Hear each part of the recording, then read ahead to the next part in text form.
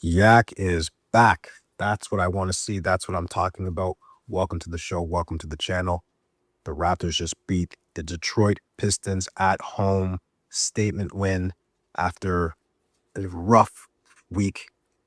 They came back and took it to Detroit. Isaiah Stewart didn't play. Doesn't matter. Yak is back. A 7-footer, guys. A 7-foot tall basketball player on the Raptors. Someone taller than 6'8" performed like somebody 7 foot. And it was just nice to finally see because I was starting to worry about Yak. I'm not going to lie. And let's just jump into it, man. The Raptors played well, up to par of what you should play like when you're facing a team of that caliber.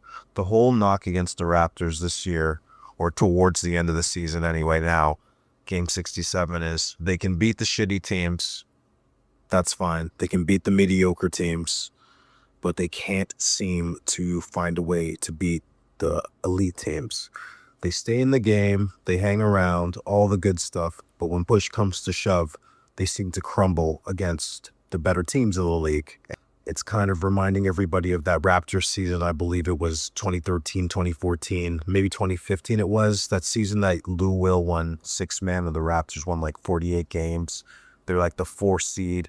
And then they got swept by Washington because they were like flawed to beyond belief. And the wins were empty and the stats were empty and the Raptors just got swept. So anyway, this team is kind of giving that kind of vibe. Like they got 2 all-stars, everything's going well, but they can't beat good teams or haven't been able to beat good teams. So anytime a good team is in their crosshairs, everybody's eyes are looking a little bit harder to see if the Raptors are turning the corner or still unable to do that. And with all that being said, they face Detroit, who's the best team in the NBA right now. They got Cade Cunningham, got Jalen Duren, who honestly I didn't know much about. Just generally, I knew they drafted him a couple years ago, and he had all this potential and stuff like that. But it seems to me that he filled out. He seems like a very big man. He's jacked, very physical, big center for them, athletic, lob threat. And then they got Cade Cunningham and a bunch of random assets and a good team, or a good coach, I should say. So the Pistons are a solid team after, like, I think last year they lost, like, what was it, 25 games in a row? They lost 25 games in a row. And the year later, they're number 1 and contending for a championship, supposedly. So that's just the way the NBA can kind of be sometimes, I guess. But back to the game. The Raptors played tough and hung tough. Brandon Ingram, again, kept the Raptors in the game the entire time. I don't think we talk about enough, but I'm going to start tooting the horn about how good Brandon Ingram really is. BI is crazy. He has the full offensive package. His double team, the way he handles a double team is not talked about enough. He doesn't panic. He doesn't freak out. He usually makes the right play, or to be honest, he shoots over the double team and hits it anyway. BI is a different level scorer than the Raptors, I think, have ever really had. Chris Bosh was a good scorer. Vince Carter was a good scorer. DeMar was a good scorer. Kyle was a good scorer. Scotty's okay. I'm trying to think of who else. I'm going out on a limb and saying that Brandon Ingram is the easiest bucket the Raptors have ever had. He's such a natural hooper, just natural. He's got the handle. He's got the length. You can't speed him up. He's now hitting the 3. He's driving. You put Brandon Ingram on a weak defender, it is food. If you double team him, he's making the right pass. Or he's shooting over you. He's just such a good player, and I'm glad the Raptors have him. But once again, he was keeping the Raptors in the game. The bench wasn't doing much of anything, which is something else we need to talk about. The Raptors bench is kind of bare. I don't know what's going on with Grady Dick. I keep kind of alluding to that.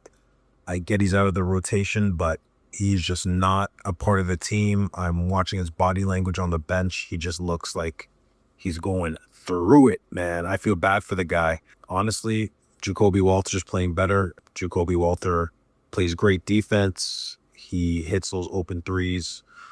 His energy on the floor is just different than Grady. Like, Jacoby will do other things. If he's not scoring, he'll be playing crazy defense. He's got that signature move he's got now on defense where he sneaks up behind the ball like Jose Alvarado, kind of thing and pokes the ball away from the defender when they're looking the other way. He does it a lot. He does it at least once a game. Now it's become kind of this thing. So Jacoby's carved out a real spot for himself. He's even got starting jobs most of the time during the year. And if it becomes between Walter and Grady Dick, right now it's Walter. I don't even see how Grady gets in there. Even Jamison Battle gets in over Grady Dick. So I don't know what's going on there.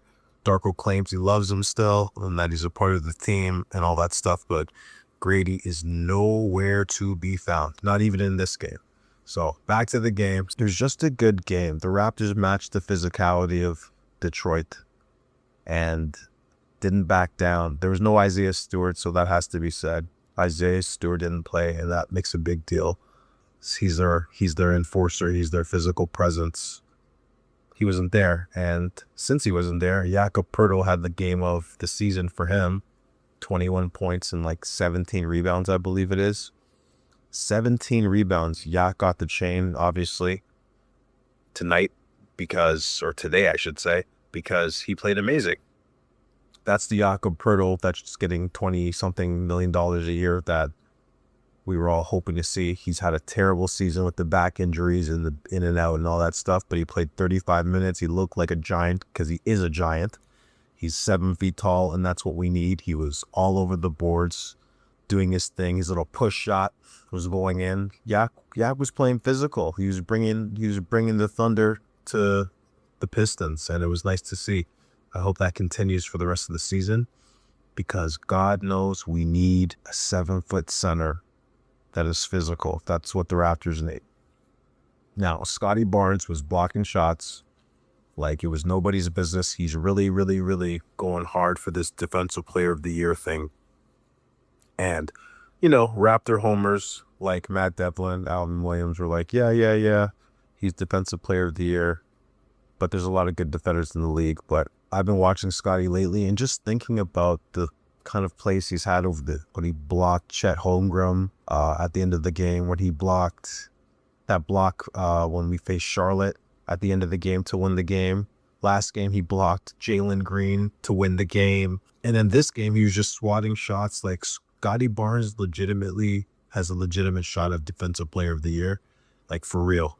Bringing in Brandon Ingram has completely freed him up from having to be the big-time scorer, the serious scorer, the number one option. Now it's clearly Ingram is the number one option. That's not even up for debate. Brandon Ingram's the number one option, and arguably RJ Barrett's number 2. So Scotty doesn't have to worry about scoring like that. He's easy to be the number 3 option. And on defense, he's just wreaking havoc. He's guarding Cade Cunningham. He's guarding Jalen Duren. He's doing everything. He's flying around on the offensive boards. Scotty Barnes is legit and like the soul of this team. Truly. I'm just watching him. I just focus off everybody else. I'm just watching Scotty, watching him move, watching him direct traffic. He's the real deal. And I really think it's because Brandon Ingram's here. And let's talk about RJ Barrett. Unsung hero as always. RJ is the glue of this Raptors team. He's the muscle. He's the one that won't stop. RJ's relentless. And he was relentless in this game, just going to the rack over and over. Let me read these stats. Scotty Barnes, 14 points, 10 rebounds, a double-double, 5 of 11. Took 1 3, missed in 37 minutes. Brandon Ingram, BI, 38 minutes. 38 minutes for Brandon Ingram in his 66th game. That's amazing for him because he's injury prone, knock on wood somebody, and he's been playing great. 38 minutes for him is for real. 34 points, 12 of 25 shooting. Kept the Raptors in the game. Jakob Poeltl, 35 minutes. Darko just letting the clip fly with the minutes. 21 points for Yak, 16 rebounds, 6 assists, 6 of 12. Good for him. Emmanuel Quickly. Man, oh man, he had an absolutely terrible game. Good thing it didn't matter. Quick tonight, 33 minutes, 6 points, 7 assists, 1 of 12 shooting. He was stinking the joint up. We didn't need him. Not tonight. RJ Barrett, 39 minutes, 27 points, 11 of 17. When you need a bucket, give it to RJ. RJ is truthfully, I think, the second option on this team and low-key the leader. Ingram's low-key, mild-mannered. It's his first year. Scotty, he's the leader, but RJ's from here. He's seasoned. And I just think it's low-key RJ's team. I know that sounds ridiculous, but it's RJ's team. This thing's not going anywhere without RJ Barrett. It's just not. Shout out to RJ for another amazing game. Now, Jamal Shed, 24 minutes. Mamu, 14 minutes, 8 points. Jacoby Walter, 11 minutes, 3 points. We even had a Jonathan Mobo sighting. He played for like 2 minutes, scored. No Colin Marie Boyles, still with that left thumb injury thing that no one knows what's going on. Apparently he can't catch the ball or do really much of anything right now, so he's out. Jamison Battle didn't play. Trace Jackson Davis still not playing. If I am not mistaken, I saw a splint on his hand, so I don't know if that's like a reason why he doesn't play. I don't know why we traded for the guy. We don't play him at all. It's very weird, but he didn't play. Coach's decision. And Grady Dick, not 1 minute. Coach's decision. I don't know what is going on. It's crazy. It's absolutely crazy. Let's get to the Pistons. Amen Thompson, 4 points. He fell off a cliff. I remember when it was him and his brother with the two twins that were like coming up, but Amen Thompson is like, I don't know. Or is it a sir? I don't even know which one's which anymore. I don't care. I'm a Raptor fan. Jalen Duren, 36 minutes, 20 points, 11 rebounds. I really like him as a player. I think he's legit.